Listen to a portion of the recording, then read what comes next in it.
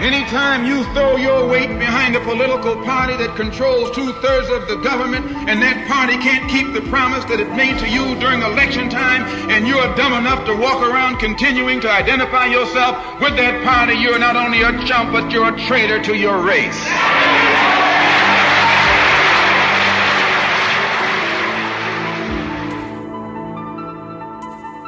Man, he wants you to remain a boy. He wants you to remain a lackey. He wants you to remain dependent on him. He wants you to come looking to him for some kind of advice, for some kind of teacher. No, you teach yourself and stand up for yourself and respect yourself and know yourself and defend yourself and be yourself, and you'll be recognized as an intelligent person.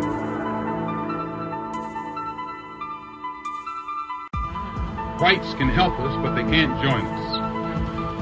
There can be no black-white unity until there is first some black unity. We cannot think of being acceptable to others until we have first proven acceptable to ourselves. Concerning nonviolence, it is criminal to teach a man not to defend himself when he is the constant victim of brutal attacks. There are problems in the community. Some of those examples of those problems are the vices that destroy the moral fiber in our community.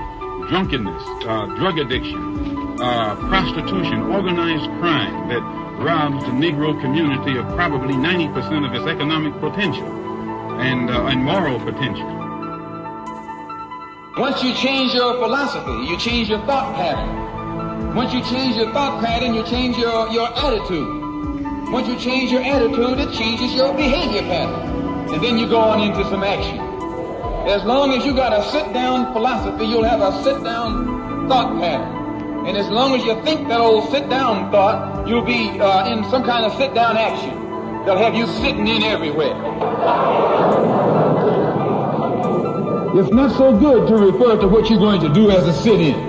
Then right there it castrates you. Right there it brings you down.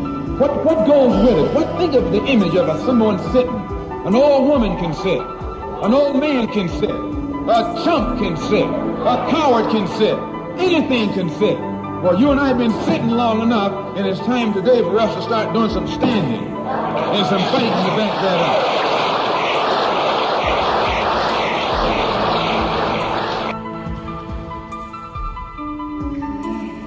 I'm no politician. I'm not even a student of politics. I'm not a Republican, nor a Democrat, nor an American, and got sense enough to know it.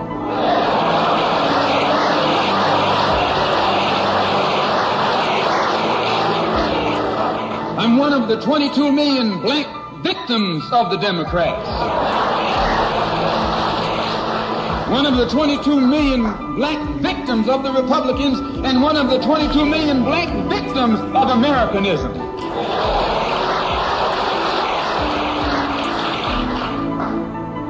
And when I speak, I don't speak as a Democrat or a Republican, nor an American.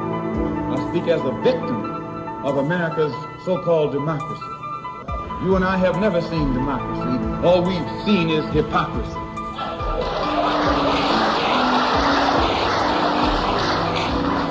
When we open our eyes today and look around America, we see America not through the eyes of someone who has enjoyed the fruits of Americanism. We see America through the eyes of someone who has been the victim of Americanism. We don't see any American dream. We've experienced only the American nightmare. We haven't benefited from America's democracy.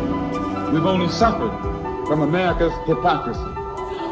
And the generation that's coming up now can see it and are not afraid to say it.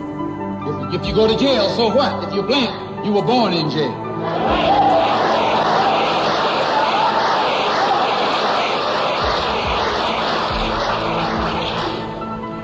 Black, you were born in jail. Because I think you believe in the God who created the universe, and that's the one we believe in, the one who created the universe. The only difference being, you call him God, and we call him Allah. Jews call him Jehovah.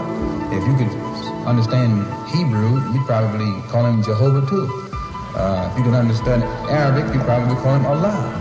But since the white man, your friend, took your language away from you during slavery, the only language you know is his language, you know, your friend's language. So you call for the same God he calls for. When he's putting a rope around your neck, you call for God, he calls for God.